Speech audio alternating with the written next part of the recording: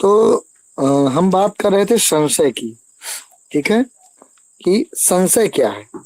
तो जो अयथार्थ अनुभव त्रिविधा, अर्थात अयथार्थ अनुभव जो होता है वो तीन प्रकार का होता है।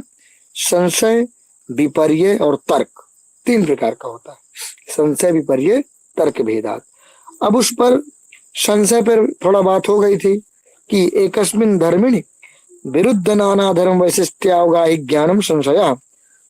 तात्पर्य उसका सिर्फ इतना ही है कि एक धर्मी में विरुद्ध नाना धर्मों का जो ज्ञान होता है एक एक ही काल में, उसे क्या कहते हैं, वो संशय ही है। तात्पर्य है कि जैसे मान लो कोई बहुत दूर पर एक सूखा वृक्ष मान लो खड़ा है, अब आप यहां से हैं लेकिन स्पष्ट आपको प्रतीति नहीं हो रही।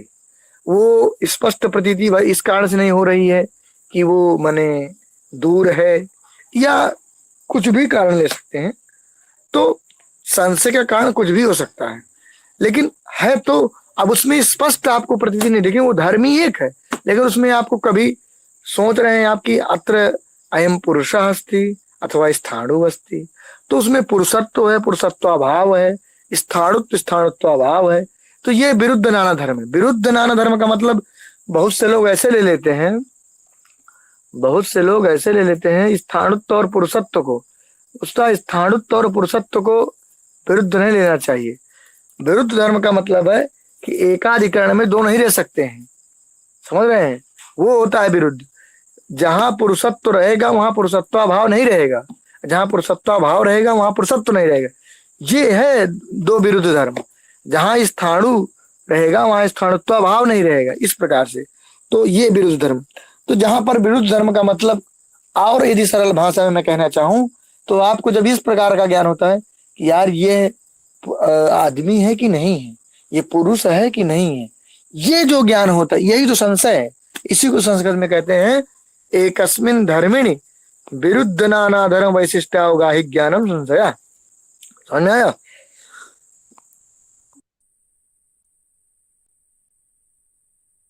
अब क्या है तर्क विपर्य।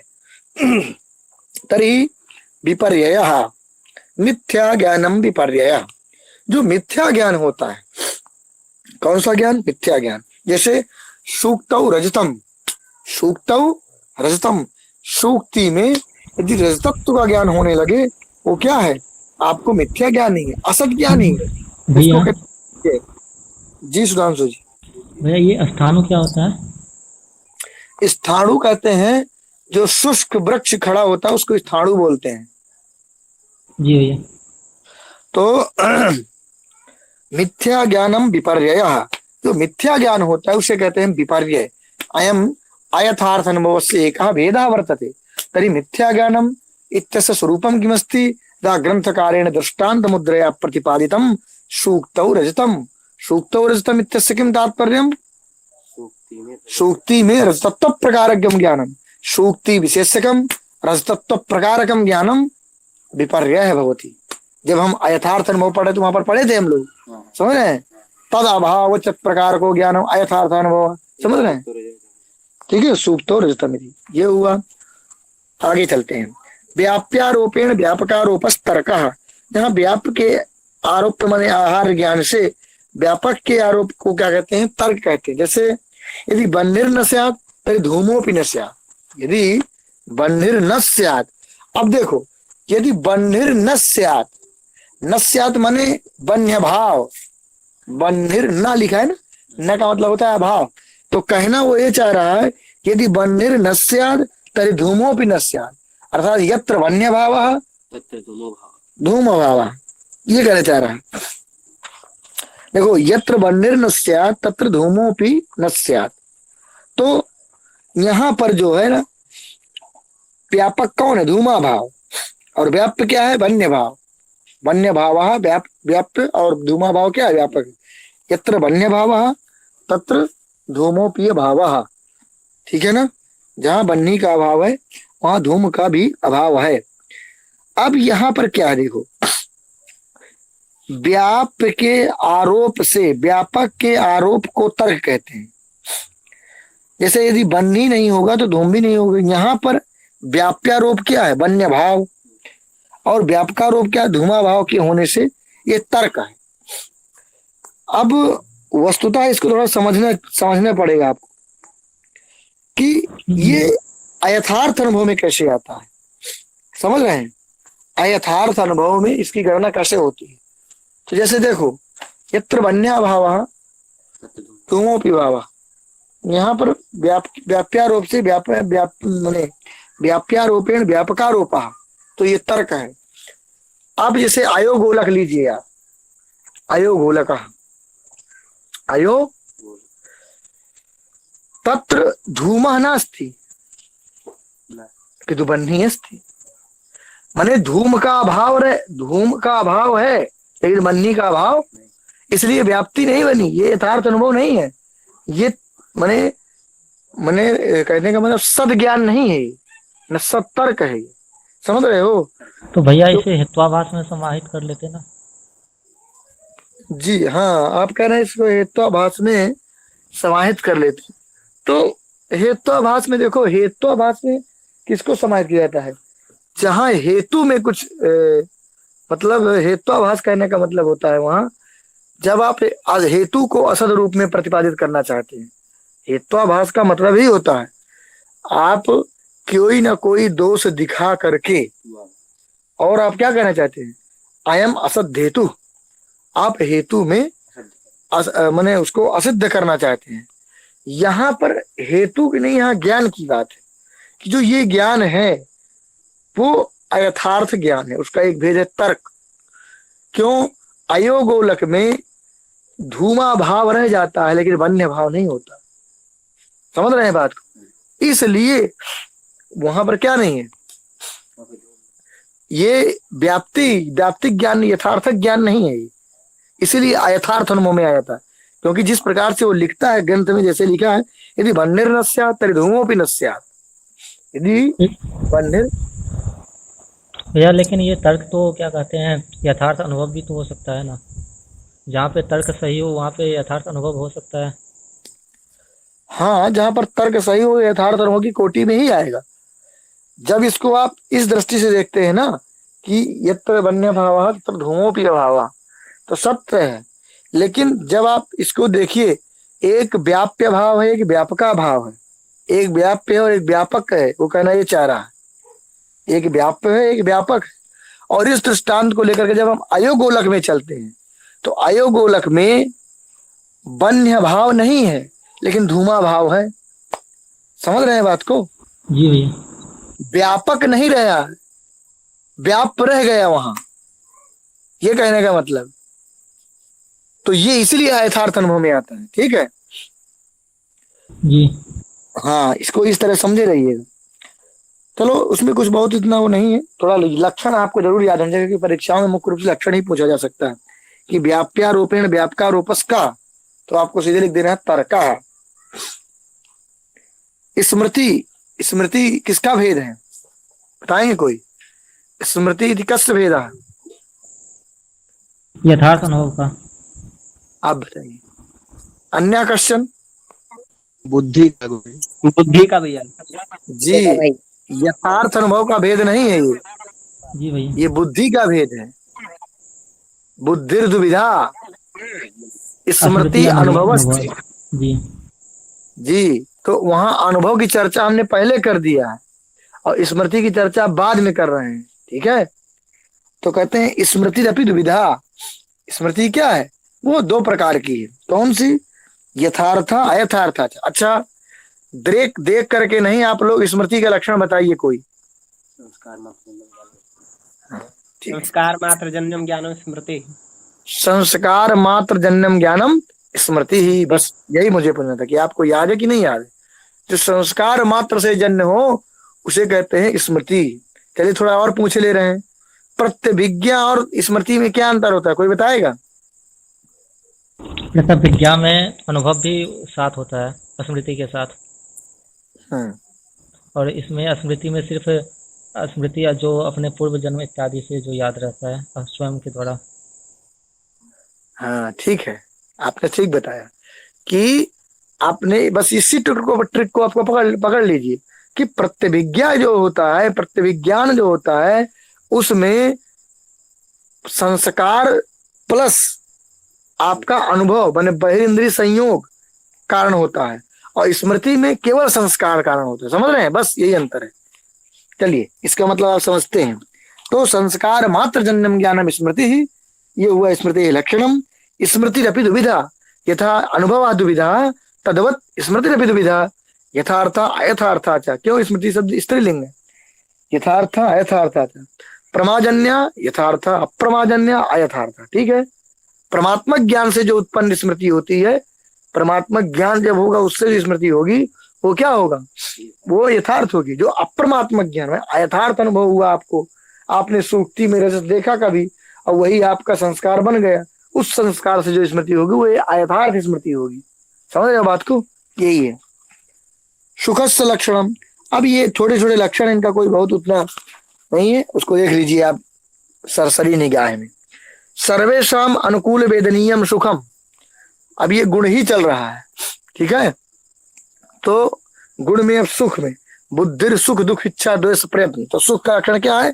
सर्वेशम अनुकूल वेदनीयम सुखम। वेदनीयम माने सभी के लिए जो अनुकूल ज्ञान का विषय हो। जी कृष्णानंद जी बताइए, कुछ कहना चाह रहे हैं? नहीं गुरुजी। सर्वेशम अनुकूल वेदनीयम। वेदनीयम माने जो वेद विद धातु किस अर्थ में? ज्ञान अर्थ में। तो सभी के लिए जो अनुकूल वेदनीय हो, अनुकूल ज्ञान का विषय हो, उसे क्या कहते हैं? सुख कहते हैं। सभी के लिए जो अनुकूल ज्ञान का विषय हो उसे क्या कहते हैं? सुख। और जो सभी के लिए प्रतिकूल ज्ञान का विषय हो उसे क्या कहते हैं? जिस माने जिसको आप प्रतिकूल रूप से अनुभव करें, उस ज्ञान को, उस ज्ञान को क्या कहते हैं? उसे क्या कहते हैं? दुख है। हम जिसको प्रतिकूल अनुभव करें, प्रतिकूल ज्ञान का विषय हमारे जो बने, माने जिसको हम प्रतिकूल समझें, यही तो है, उसे क्या कहते हैं? दुख कहते हैं। और जिसको हम अपने अनुकूल ज्ञान का विषय बनाए वो होता है सुख। ठीक है? तो सर्वेशम अनुकूल वेदनीयम सुखम और प्रतिकूल वेदनीयम दुखम। इसीलिए यहाँ पर थोड़ा सा विचार करना चाहिए आप लोगों को कि सुख और दुख, अब ये लौकिक सुख दुख की अपेक्षा नहीं करनी चाहिए, मैं जहां तक समझता हूँ यहाँ। क्योंकि जो लौकिक सुख दुख होता है शास्त्री, वो हमेशा व्यक्ति सापेक्ष होता है। व्यक्ति सापेक्ष का मतलब कोई आपके लिए कुछ सुख हो सकता है तो हो सकता है मेरे लिए दुख। तो सर्वेशम पद का मतलब क्या निकलेगा? इसीलिए आप जब प्रकृति इत्यादि पढ़ेंगे, न्यायबोधनी इत्यादि पढ़ेंगे, तो वहां मिलेगा आपको धर्म मात्र असाधारण कारण गुण व सुखम।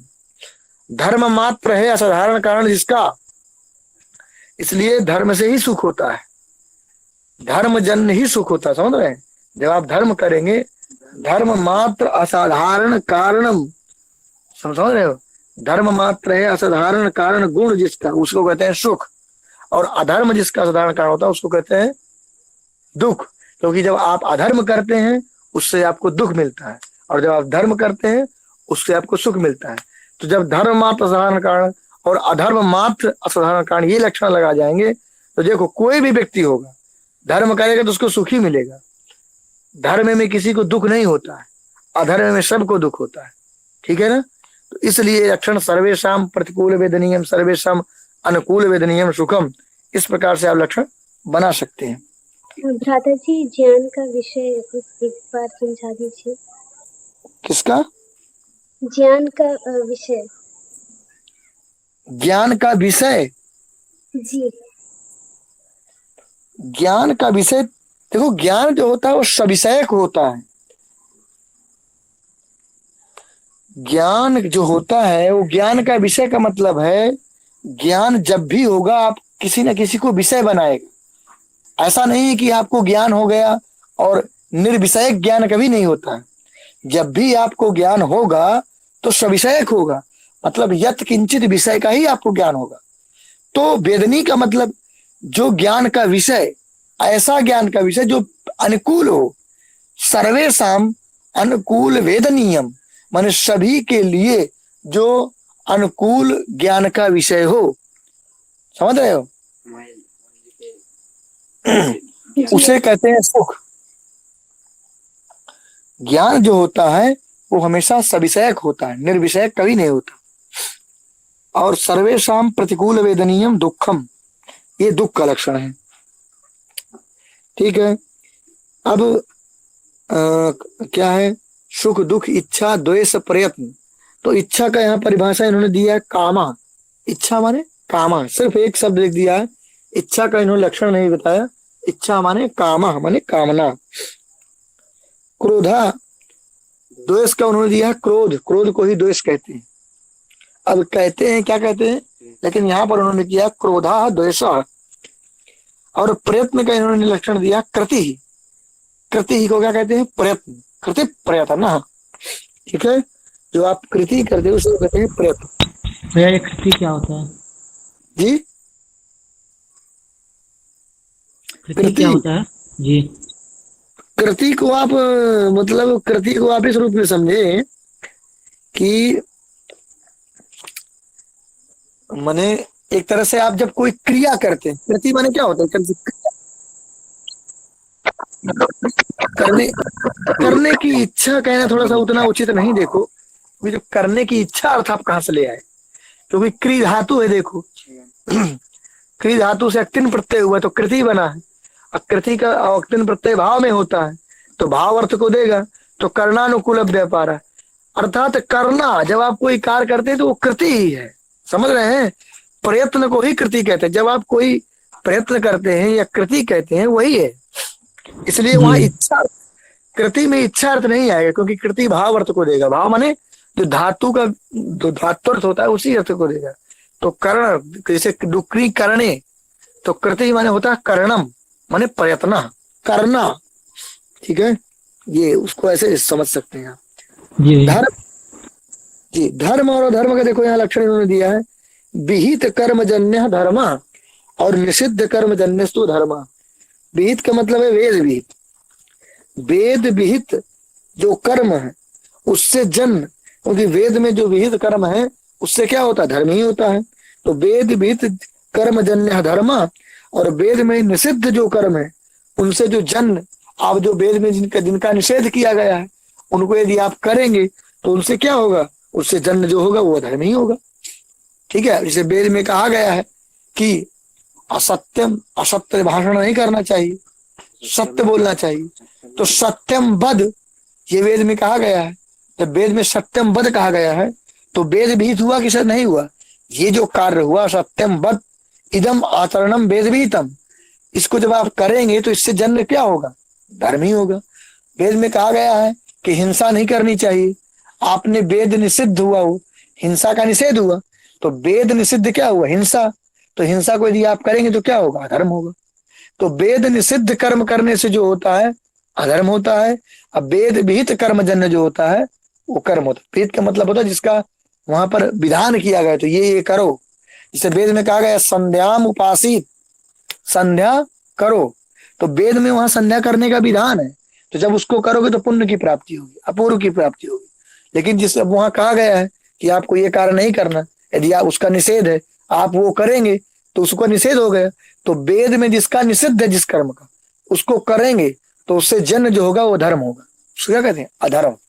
तो वही है, विहित कर्मजन्य धर्म अनिषिद्ध कर्मजन्यस्तु अधर्म। ठीक है, ये हुआ धर्म और अधर्म। अब एक संस्कार चतुर्विंशति गुणा में अंतिम गुण है संस्कार।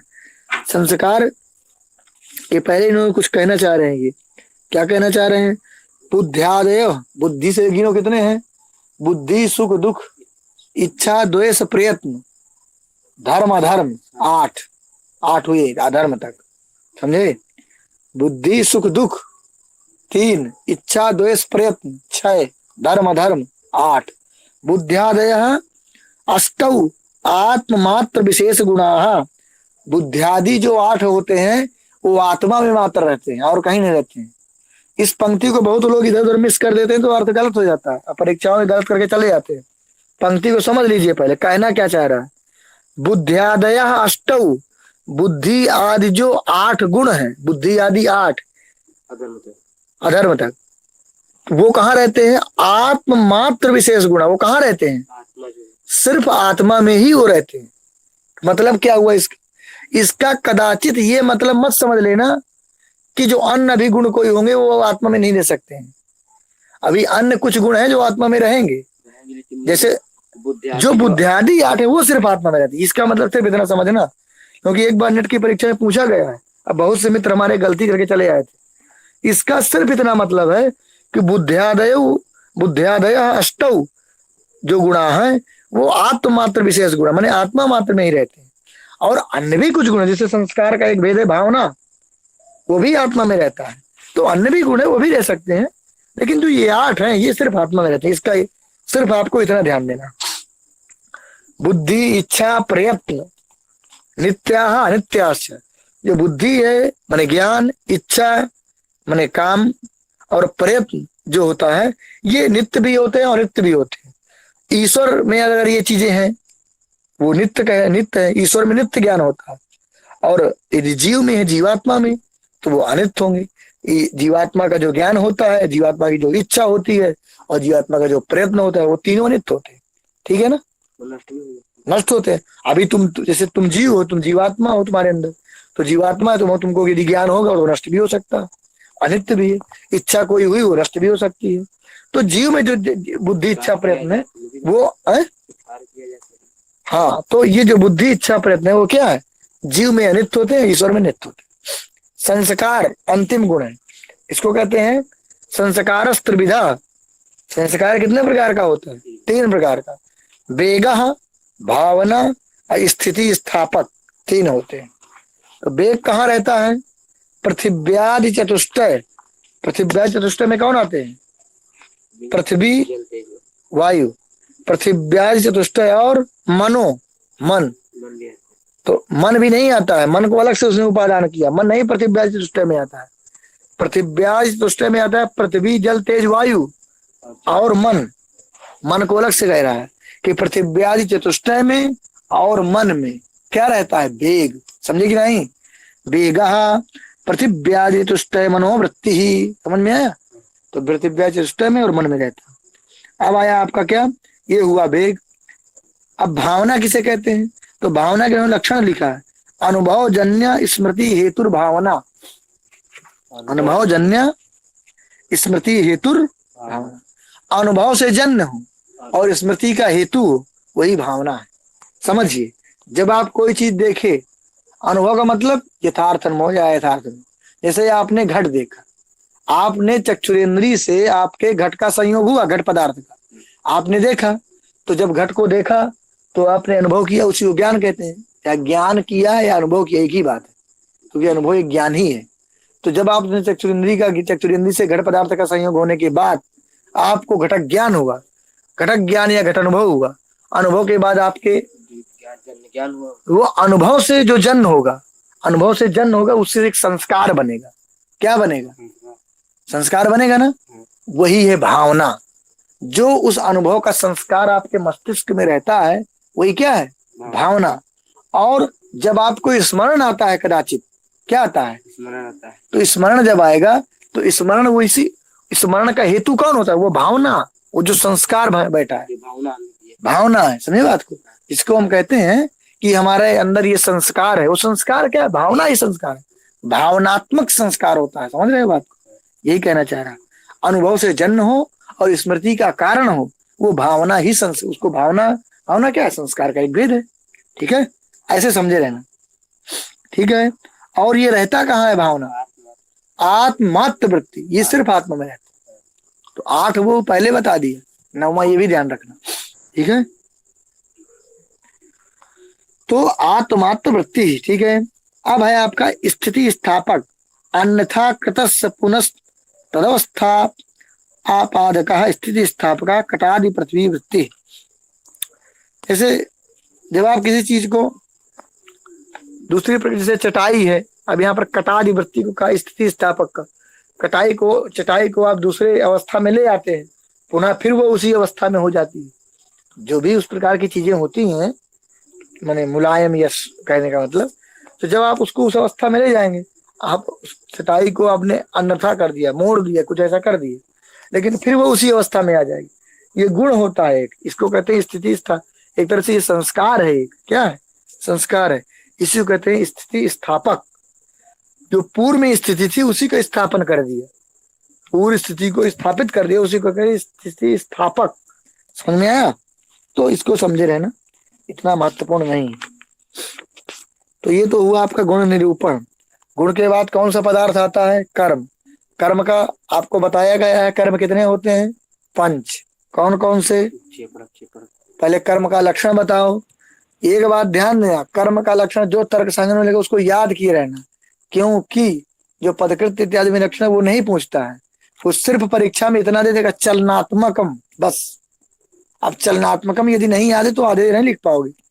चलनात्मकम कर्म, ये लक्षण यदि उसने लिखा तो यही याद रहना चाहिए आपको। समझ रहे हैं? क्योंकि वो ये नहीं पूछेगा कि द्रव्य गुण भिन्न से जाति मतम, नहीं कभी रखेगा वो।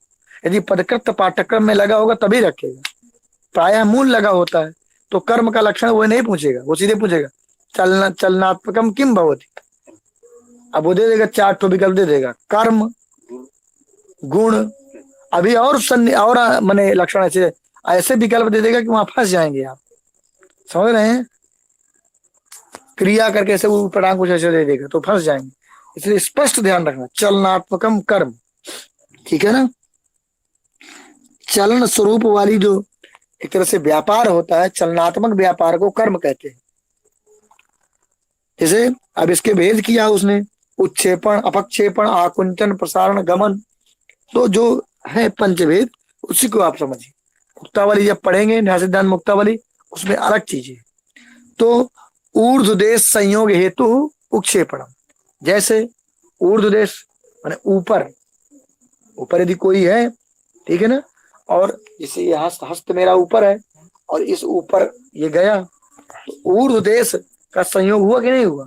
तो ऊर्ध्वदेश संयोग का जो हेतु होता है उसे उपक्षेपण कहते हैं, उत्क्षेपण कहते हैं। जो अधोदेश माने नीचे, अधोदेश माने होता है स्थान, अधोस्थान का जो संयोग का जो हेतु होता है उसके कहते हैं उपक्षेपण, अपक्षेपण, सॉरी। ठीक है? और शरीर से सन्निकृष्ट संयोग हेतु आकुंचनम, शरीर को आप सन्निकृष्ट कर दिए, शरीर को सन्निकृष्ट जैसे आप करते हैं कि नहीं करते हैं, शरीर को आप एकदम समेटना, एक तरह से सही समेट लेते हैं। तो ये क्या है? ये आकुंचन कर्म है। क्या है? आकुंचन है। आकुंचन करते शरीर से सन्निकृष्ट संयोग हेतु आकुंचनम। और अब जब आपने विप्रकृष्ट करते हैं उसे कहते हैं प्रसारण। ठीक है ना? तो आकुंचनम, प्रसारणम, प्रकृष्ट संयोग हेतु प्रसारणम। और अन्यत, एतद अन्यत जितने भी कर्म होंगे, इन 4 के अलावा जितने भी कर्म होंगे, जितने भी क्रियाएं, जितना भी व्यापार आप करते हैं, वो सब गमन में आ जाएगा। किसमें आ जाएगा? ठीक है ना? किसमें आ जाएगा? अन्यत सर्वम गमनम लिखा, ध्यान देना मत। तर्क संग्रह में क्या लिखा? अन्यत सर्वम गमनम, माने एतद अतिरिक्तम यावंति कर्माणि भवन्ति, एतद अतिरिक्त 4 के अतिरिक्त जितने भी क्रियाएं, जितने भी होंगी, वो किस में आ जाएंगे? गमन में उसको ले लेना। ठीक है ना? महोदय और किम महोदय, जैसे कर्म की बात चली महोदय यहाँ, तो जैसे हम अपनी क्रिया करते हैं, सच बोलना, झूठ बोलना, धर्म करना, अधर्म करना, तो ये सब किसमें आएगा? ये इसको देखो, अन्यत सर्वम गमनम लिखा है तो आप गमन में ही लीजिए, क्योंकि उत्क्षेपण, अपक्षेपण, आकुंचन, प्रसारण, एतद अतिरिक्तम यावन्ति कर्माणि भवन्ति तेषां सर्वेषां कर्मणां तावत् गमनेषु एव अंतर्भावः, गमने एव अंतर्भावः। ठीक है ना? उन्होंने अन्यत सर्वम गमनम करके उसी में अंतर्भाव कर दिया है। तो जितनी भी यावत्यः क्रिया भवन्ति, जितनी भी क्रियाएं होंगी वो सब गमन में आ जाएंगी। ठीक है ना? जी, तो महोदय इनके जैसे उत्क्षेपण का जैसे उदाहरण कोई, अपक्षेपण, उत्क्षेपण। अब उपक्षेपण, इनका उदाहरण आप कोई कुछ भी बना सकते हैं। जैसे धूम है, वो मान लो ऊपर कोई क्या कहते हैं, छत है, तो धूम ऊपर जाकर के उसके साथ संयोग होता है, तो वो कहीं ना कहीं उत्क्षेपण कर्म ही कर रहा होता है। वो उत्क्षेपण कर्म ही उसमें हेतु है जो संयोग का कारण बना। समझ रहे हैं? जी जी। तो कोई भी उदाहरण बना सकते हैं। ऊपर से, ऊपर आपने गेंद उछाली, या माने ऊपर से कोई चीज नीचे संयोग का कारण बनी, तो वो अपक्षेपण है। तो इस प्रकार से आप कोई भी दृष्टांत ले सकते हैं। इसकी मुझे नहीं चाहिए, नहीं लगता कि आपको दृष्टांत बताने की जरूरत है। जी धन्यवाद। अब देखो, ये तो हो गए समाज। देखो यहाँ इतना इंपॉर्टेंट नहीं बहुत, इसमें आप परेशान होने की जरूरत नहीं है। आपको यदि लक्षण याद है ना, मूल मूल याद है, तो मुझे नहीं लगता कि यहाँ से कोई क्वेश्चन आपको गलती होगी। आप थोड़ा सा उसको, पंक्ति को एक बार समझ लीजिए। अब जैसे देखो, चतुर्थ पदार्थ है सामान्य। सामान्य को मैं बताया था क्या दूसरा, सामान्य का क्या दूसरा नाम है? जाति। ठीक है ना। अब यहाँ पे, वहां पर सामान्य का मैंने जाति का लक्षण नहीं दिया था, यहाँ जाति का लक्षण दे दिया। अब यहाँ पर केवल जाति का आपको लक्षण है भिन्न मिला है, बाकी पूर्व चीज ही है कि जाति दो प्रकार की होती है, परा अपरा। परम हो गई सत्ता, अपर हो गए द्रव्यत्व आदि। ये तो परे की बात है, सिर्फ लक्षण समझना है आपको। लक्षण क्या है? नित्यम एकम अनेकानुगतम सामान्य। नित्य होती है और एक होती है, अनेकानुगत होती है। अनेकानुगत का मतलब होता है अनेक में समवाय संबंध से रहती है, जाती है, यही सामान्य। उदाहरण से मैं समझा दूं, जैसे देखो, मनुष्य व्यक्ति है कोई, सकल या आसमा, पूरे विश्व में कितने मनुष्य? सभी मनुष्य। सर्वेषु मनुष्येषु, सभी को आप मनुष्य क्यों कहते हैं बताओ? मनुष्यत्व धर्म नहीं, मनुष्य जाति कहो उसको। क्यों? क्योंकि मनुष्यत्व के कारण ही आपको उसको जाति माने मनुष्य कह रहे हो। वस्तुतः अफ्रीका, आयरलैंड, अमेरिका, इंग्लैंड और भारत, सब जगह के मनुष्यों में आप देखोगे स्पष्ट रूप से आपको भेद की प्रतीति होगी। कहीं का आपको बंदर लगेगा तो कहीं का आपको कुछ दूसरा लगेगा, समझ रहे हो? लेकिन आप कहते हो उनको मनुष्य हो, क्यों? क्योंकि मनुष्यत्व विद्यमान है उनमें, मनुष्यत्व जाति है। मनुष्यत्व के कारण आप उसको क्या कह रहे हो? मनुष्य।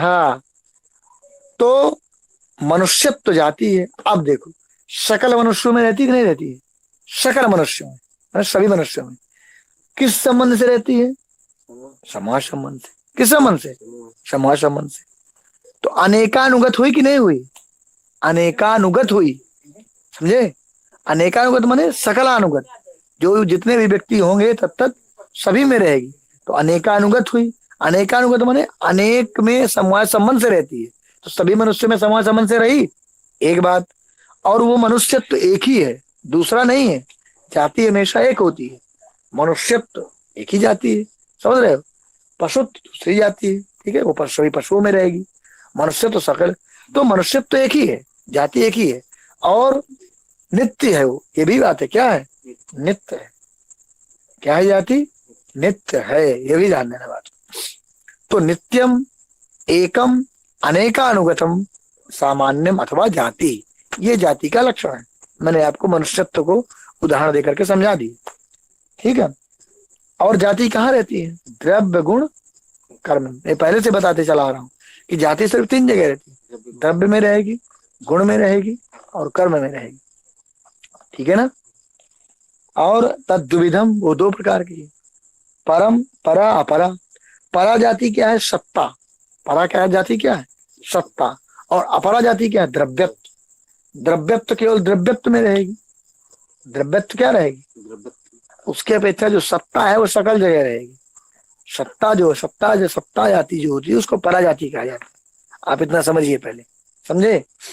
और मैं उस दिन एक बार और बताया था कि आप और भी परत्व और अपरत्व को देख सकते हैं। जैसे पृथ्वीत्व और द्रव्यत्व में घटा के बताया था। पृथ्वीत्व क्या है और पृथ्वीत्व और द्रव्यत्व में बताओ कौन परा है कौन अपरा है?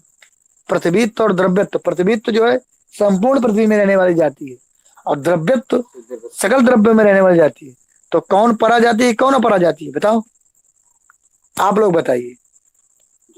द्रव्यत्व ये परा, पृथ्वी हो गया परा। जी, अधिक देश में कौन रहा? द्रव्यत्व द्रव्य सकल द्रव्यों में रहता है। सकल द्रव्य मतलब पृथ्वी के अलावा जो द्रव्य है 8 उनमें भी रहेगा द्रव्यत्व। अब पृथ्वी तो केवल पृथ्वी में रहेगा, अधिक देश में कौन रहा? द्रव्यत्व, इसलिए वो परा जाती है, और जो पृथ्वी थे वो परा जाती है। इस प्रकार से भी आप समझ सकते हैं, क्योंकि जब आप ग्रंथों का गहन अध्ययन करेंगे, क्या करेंगे? गहन अध्ययन जो मैंने आचार्य इत्यादि आप लोग यदि करेंगे कभी, कर रहे होंगे, तो वहां जब शास्त्रों को लगाएंगे तब वहां बहुत इसका मन विवेचन है। कत्व जैसे वर्णत्व और कत्व में कौन है बताओ? मैं जिससे पूछू वही बताएगा। उस दिन पूछा भी था, आप नहीं। एक सेकंड में पूछ रहा हूँ कौन।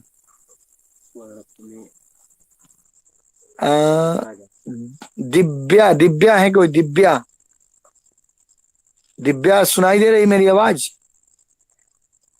आम प्रथम, श्रूयते देव आगतः।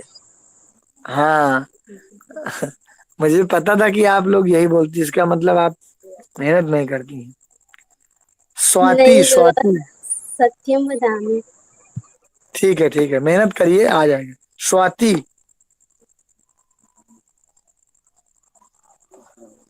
ध्वनि न श्रूयते, इनको ध्वनि ही नहीं सुनाई दे रही है। सचिन, सचिन महोदय नास्ति। मैं पूछ रहा हूं वर्णत्व और कत्व में पर और अपर जाति बताइए, क्योंकि ये आपके शास्त्र से संबंधित। प्रीति, प्रीति जी आप बताइए।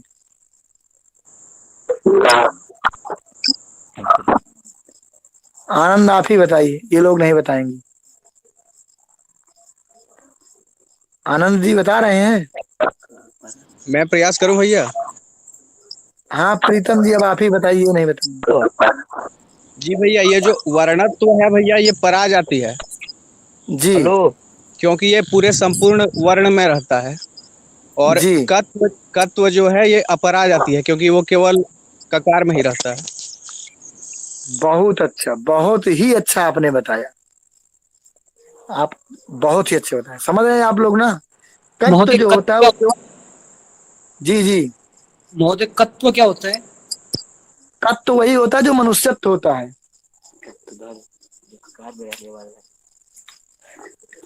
देखो बताऊं तत्व क्या होता है? जी जी। देखो सुन, ऐसे 5 शब्द बताओ जिनमें ककार है, क वर्ण आता हो, जल्दी से बोलो। कपोलः, कमला, कपिः, कमला, कृष्णः। ठीक है, समझ गए। सबे सर्वेषु शब्देषु क वर्ण है अस्ति न वा? हाँ सभी वर्णों, सभी जगहों पर का है, लेकिन कपोला में का दूसरा का है, कृष्ण में दूसरा का है। आप सभी को का ही क्यों बोल रहे हो? क्योंकि प्रत्येक शब्द में तो भिन्न भिन्न है, उसमें भिन्नता तो है ही। आप उच्चारणगत भेद है, अथवा कालगत भेद है, अथवा माने बहुत से भेद के हेतु हो सकते हैं, लेकिन आप उसको का ही कह रहे हो। शब्दगत भेद है, आश्रयगत भेद है, बहुत से भेद हैं। इन भेदों के कारण आप उसको दूसरा का कारण नहीं, लेकिन आप उसको का ही कह रहे हो। चाहे वो कपोल में रहे, चाहे कमल में रहे, चाहे कमला में रहे, चाहे जहां रहे, लेकिन आप उसको का ही क्यों? क्योंकि वहां कत तो जाति विद्यमान है। इसे मनुष्यत्व के कारण मनुष्य कहते हैं, समझ रहे हैं? वही एक तत्व जो मनुष्यत्व है, बस यही बताना चाहते थे। चलिए आगे चलते हैं। तो अब हुआ ये विशेष। विशेष क्या है मैं आपको बता चुका हूं, इसमें कुछ ज्यादा बताने की जरूरत नहीं है। नित्य द्रव्य वृत्तया व्यावर्तका विशेषा। विशेष के विषय में मैं सारी चीजें बता चुका हूं कि नित्य नित्य द्रव्य वृत्तया अनंता व्यावर्तका। व्यावर्तका बस बताना है मुझे। व्यावर्तका विशेषा व्यावर्तका भवन्ति। अर्थात जैसे देखो, एका तावत् पृथिव्याः परमाणु, एका तावत् जलस्य परमाणु, द्वयोः परमाणु परमाणु तावत् भिन्नता वर्तते न वा? अयं पृथिव्याः परमाणु जलस्य या परमाणु तस्मात् परमाणोः भिन्ना वर्तते न वा?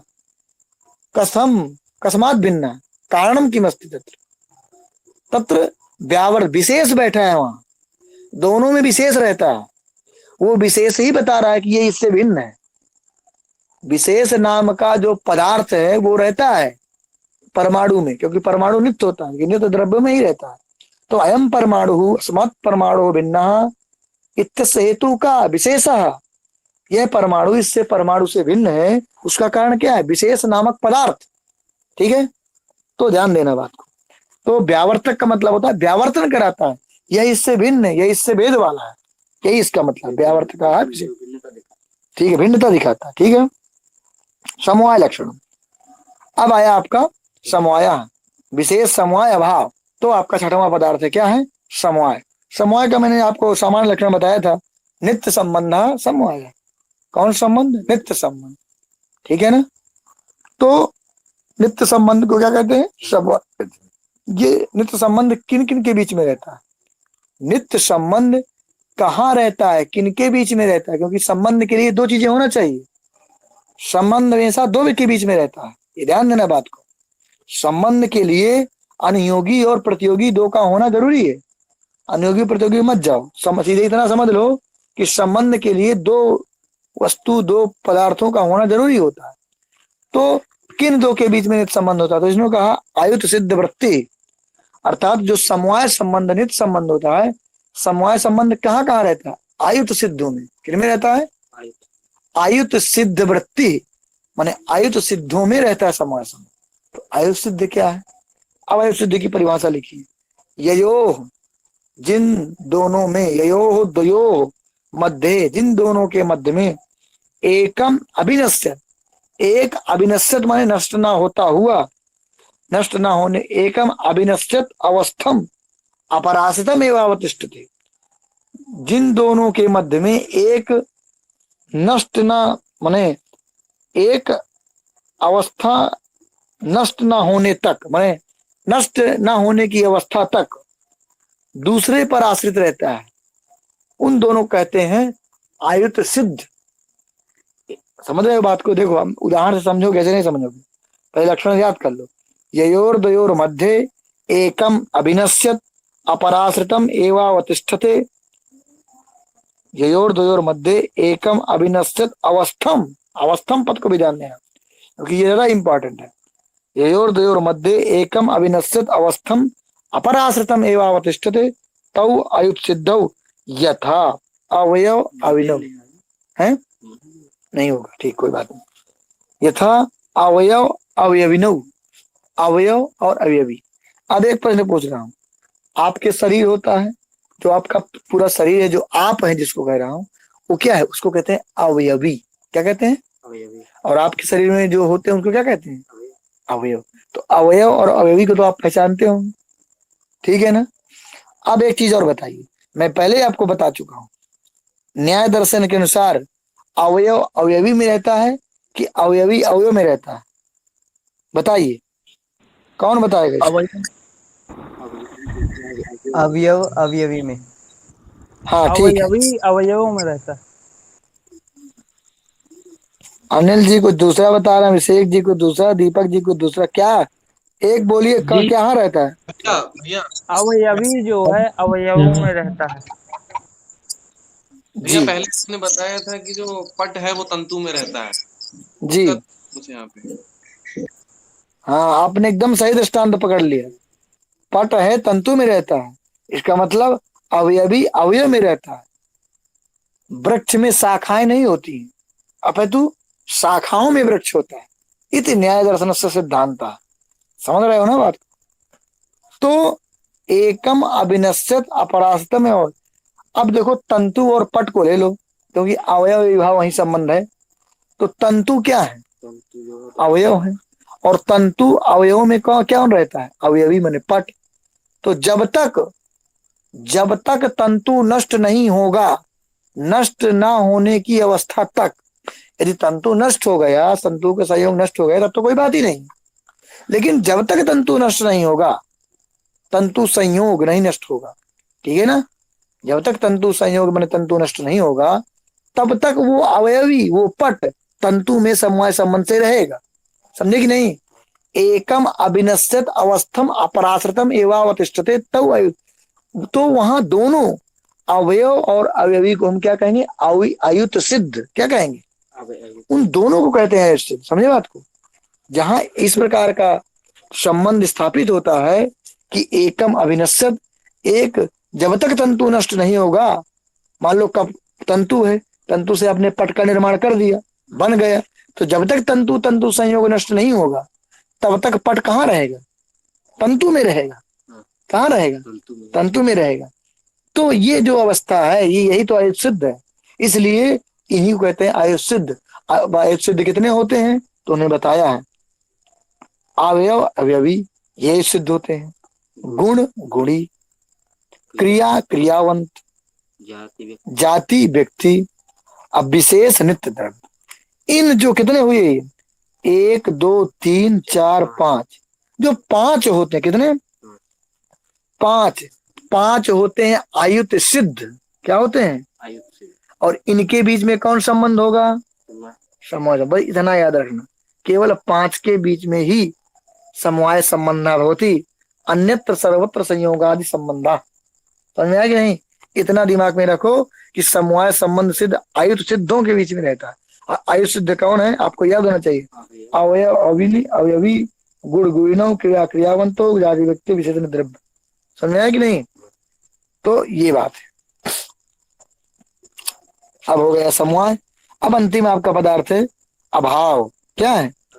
अनादि ही शांता प्राग भाव, जो जिसका क्या है, आदि नहीं है और अंत है, उसे क्या कहते हैं? प्राग भाव। जैसे अनादि का मतलब समझे? जैसे मान लो न्याय दर्शन को मैं तुमको बताया था कि न्याय दर्शन के अनुसार जब भी कोई कार्य होता है वो अपूर्व होता है, वो नया होता है। जैसे मान लो अभी मिट्टी ले आए और उससे हम घट का निर्माण कर दें, तो जो घट का निर्माण होगा वो घट अपूर्व होगा, माने यह घट इसके पहले कभी नहीं था। समझ में आया कि नहीं? जब भी कोई अब दूसरा घट बनाओगे तो वो घट क्या होगा? वो घट अपूर्व होगा। वो क्या होगा? अपूर्व होगा, नया होगा। समझ बात को? उसके पहले वो घट नाम की कोई सत्ता थी ही नहीं कभी। ये आरंभ हुआ इनका सिद्धांत है। अन्य दर्शनों में ऐसा नहीं है, वो कह देंगे कि मिट्टी में घड़ा पहले से था, सांख्य इत्यादि, भले ही गुप्त रूप में था और बाद में इसलिए तो मिट्टी से घड़ा बन गया, वो अपना अलग तर्क देते हैं। लेकिन न्याय का सिद्धांत समझे रहो, जब भी आप घड़ा बनाए, जब भी कोई कार्य करेंगे, कार्य हमेशा अपूर्व होगा, आरंभ होगा उसका, वो नया होगा, समझे, नवीन होगा। तो ये बताओ, जैसे मान लो मिट्टी से हमने घड़ा बनाया तो घड़ा अब तो बन गया, इसके पहले इस घट का क्या था? इस घट का क्या था? अभाव। जी आपने सही पकड़ा, अभाव था। और ये अभाव क्या था? अनादि अभाव है। क्या है? अनादि है, क्योंकि इसका पता नहीं कब से अभाव था, इसका कुछ पता नहीं। देख लो, ये है न्याय दर्शन, कहता है अनादि अभाव। जो प्राग भाव होता है वो अनादि होता है लेकिन शांत होता है। शांत का मतलब उसका अंत है, क्योंकि जैसे ही कार्य उत्पन्न हो जाएगा तो उस अभाव का अंत हो जाएगा। समझ में आया कि नहीं? जैसे ही कार्य उत्पन्न हो तो क्या हुआ? अभाव का अंत। तो जो अनादि हो और जो अंत वाला हो वही तो प्राग भाव है। और उदाहरण दिया, उत्पत्ते पूर्वम कार्य, उत्पत्ति के पहले जो कार्य, किसी भी कार्य का जो अभाव होता है वो प्राग भाव होता है। किसी भी कार्य की उत्पत्ति के पहले, घट रूप कार्य की उत्पत्ति के पहले जो अभाव था वो प्राग भाव था, जो पहले अभाव होता है वो प्राग भाव होता है। ठीक है ना? अब जैसे मान लो घट आपने उत्पन्न कर लिया, घट आपने बना लिया, ठीक है। अब फिर इसके बाद आपने उसको नष्ट कर दिया। एक डंडा आपने मारा, आपने मुष्टि का प्रहार किया, दंड प्रहार किया, दंड का घट के साथ संयोग हुआ, घट क्या हो गया? नष्ट हो गया। घट का क्या हो गया? घट का क्या हो गया? अब अभाव हो गया। तो जब घट का अभाव हो गया, अब ये अभाव क्या होगा? अनंत। अब कब तक अभाव रहेगा इसका कोई पता नहीं, अनंत अभाव है। ये कौन सा अभाव है? प्रध्वंसा भाव। दूसरे में आ जाओ, क्या है ये? साधि ही अनंत, साधि ही, जो साधि हो मतलब इसका आदि था, उस अभाव का आदि था। ठीक है ना? क्योंकि जब घट विद्यमान था, जब वो घट विद्यमान था तब तो वो अभाव नहीं था। जब वो घट विद्यमान था तब तो अभाव नहीं था। जैसे ही घट नष्ट हुआ, घट नष्ट होने की जो अवस्था होगी वो उसका आदि होगा। अब वो उसका अंत कब होगा, माने उसका अभाव कब तक रहेगा? तो अभाव का कोई अंत नहीं है। तो प्रध्वंसा भाव का कोई अंत नहीं होता। समझ रहे बात को? इसलिए उसको कहते हैं सादि अनंता प्रध्वंसा भाव। जब बुद्धि खोल गए आप लोग समझेंगे तो समझ जाएंगे, कुछ उसमें बड़ी बात नहीं। सादि अनंता प्रध्वंसा, ठीक है। उत्पत्त्यनंतरम कार्यस्य, कार्यस्य उत्पत्त्यनंतरम यद अभाव, कार्य की उत्पत्ति के बाद कार्य की उत्पत्ति हुई, उत्पत्ति के बाद उसका प्रध्वंस हुआ, उसके बाद जो अभाव होगा वो क्या होगा? वही तो वही ध्वंसा भाव, प्रध्वंसा भाव। समझ में आया कि नहीं आया? तो प्राग भाव हो गया, प्रध्वंसा भाव हो गया, दोनों के लक्षण हो गए। और ये भी पता होना चाहिए कि उत्पत्ति पूर्वम, वो एक लाइन में पूछेगा परीक्षाओं में, उत्पत्ति पूर्वम 4 विकल्प दे देगा, प्राग भावा, प्रध्वंसा भावा, अन्योन्या भाव। अब वहां लिखना पड़ेगा, जिसको समझ नहीं आता वो अन्योन्या भाव लिख के चला आएगा। प्राग भाव, उत्पत्ति पूर्वम, प्राग भावा, उत्पत्त्यंतरम, प्रध्वंसा भावा, ये पता होना चाहिए। अब आया आपका अत्यंता भाव। अत्यंता भाव, जैसे अत्यंता भाव का मतलब है त्रैकालिक संसर्गावच्छिन्न प्रतियोगिता को भावा, तीनों कालों में वो कहीं विद्यमान ना हो। ठीक है, हमने ऐसी व्याख्या कर लिया। मैंने अभी यहाँ पर जो उदाहरण देता है, भूतले घटा नास्ति, भूतल में घट नहीं है तो न भूतकाल में था, अभी घट नहीं है कह रहे हो, घट का अभाव कह रहे हो, घट का अभाव कर रहे हो। तो जो ये अभाव है इसको हम अत्यंता भाव की कोटि में रखते हैं। उसको अत्यंता भाव की कोटि का उदाहरण भूतले घटा नास्ति, ये समीचीन नहीं है। यहाँ पर थोड़ा ये नहीं देना चाहिए, क्योंकि बच्चे इसमें थोड़ा सा मित्र लोग जो है भ्रमित हो जाते हैं। इसका शुद्ध उदाहरण दे देना चाहो तो क्या दोगे? भूतल अत्यंता भाव का, अत्यंता भाव का उदाहरण दे सकते हो क्या? कोई बताएगा अत्यंता भाव का उदाहरण? मतलब जो भूतकाल में अत्यंता भावस्य उदाहरणम कोई बताएगा? दिमाग लगाओ तुरंत। मतलब जो भूत अत्यंता भावस्य उदाहरण जैसे मैं बता रहा हूँ, जैसे सिक्तायाम तैलस्य भाव, सिक्तासु तैलस्य भाव। सिक्ता माने बालू, बालू में जो क्या भाव है? तेल का भाव। तो तीनों कालों में कदाचित बालू में तेल नहीं हो सकता है, न भूत में था, न भविष्य में था, न वर्तमान में है। तो ये त्रैकालिक संसर्गावच्छिन्न प्रतियोगिता का भाव हुआ, सिक्तासु तैलम। समझ में? जैसे भूतले घटा, घटा भावा, या उससे इसको न लेकर के आप ऐसे समझिए, सिक्तासु तैलम, ये क्या है? अत्यंता भाव। ठीक है, त्रैकालिक संसर्गावच्छिन्न प्रतियोगिता को हवा अत्यंता भावता भूतले घटा नास्ति। अब अंतिम बचता है कौन सा? ही अन्योन्या भाव। अन्योन्या भाव तो बहुत ही सरल है, देखो कहता है तादात्म्य संबंधावच्छिन्न प्रतियोगिता का भाव। तादात्म्य संबंधावच्छिन्न का मतलब, जैसे देखो घटः पटो नास्ति, घटः पटो नास्ति, घट में पटत्व नहीं है, अब पटत्व में तो पट में घटत्व नहीं। तो जो ये परस्पर अभाव होता है, क्या होता है कि घट में पट का ना होना, पट में घट का ना होना, ये जो तादात्म्य अभाव होता है इसको क्या कहते हैं? यही कहते हैं अन्योन्या भाव। एक का दूसरे में न रहना, एक का दूसरे में अभाव, दूसरे का पहले में अभाव, ये जो अभाव होता है इसको क्या कहते हैं? अन्योन्या भाव। तादात्म्य संबंधावच्छिन्न प्रतियोगिता का अभाव, इसको क्या कहते हैं? अन्योन्या भाव। यथा घटा पटो नास्ति, जो परस्पर जो अभाव होता है, परस्पर अभाव होता है, एक वस्तु का दूसरे में अभाव होता ही होता है। ठीक है ना? जल में पृथ्वी का अभाव, पृथ्वी में जल का अभाव, तेज में घटा का अभाव, इस प्रकार जो अभाव होता है ये क्या है? ये अन्योन्या भाव की कोटि में आएगा। अथवा ये भी कह सकते हैं कि घट में भी ऐसा नहीं है, घट में वो पृथ्वी में जल का अभाव, तो पृथ्वी में जल का अभाव, या जैसे कोई भी गुण ले लीजिए, जल में गंध का अभाव लीजिए, जले गंधा, जले गंधा भाव, ये कौन सा भाव होगा बताओ? जले गंधा भाव, जल में गंध का भाव, कैसा भाव होगा? अत्यंता भाव। अन्योन्या भाव। अन्योन्या भाव नहीं होगा ये, इसको अन्योन्या भाव भी कह सकते हैं। ये वस्तुतः अत्यंता भाव की कोटि में आएगी। अत्यंता भाव। लेकिन मित्रों एक बात बताएं, हम भी जब पढ़ रहे थे तो हम भी, आप लोग भी सोचिएगा, अत्यंता भाव और अन्योन्या भाव में बहुत बड़ा भेद है। जब विचार करेंगे ना, देखिए यदि घटा पटो नास्ति कहते हैं तो घट में पट नहीं, तो कदाचित त्रिसु कालेष्वपि, घट में पटत्व नहीं हो सकता, हमेशा अभाव ही रहेगा। लेकिन नहीं है, जब आप समूहात्मक ज्ञान करते हैं, जब आप पढ़ेंगे नया सिद्धांत मुक्तावली, तब वहां इस प्रकार आ जाता है, घट में पटत्व ज्ञान हो जाएगा।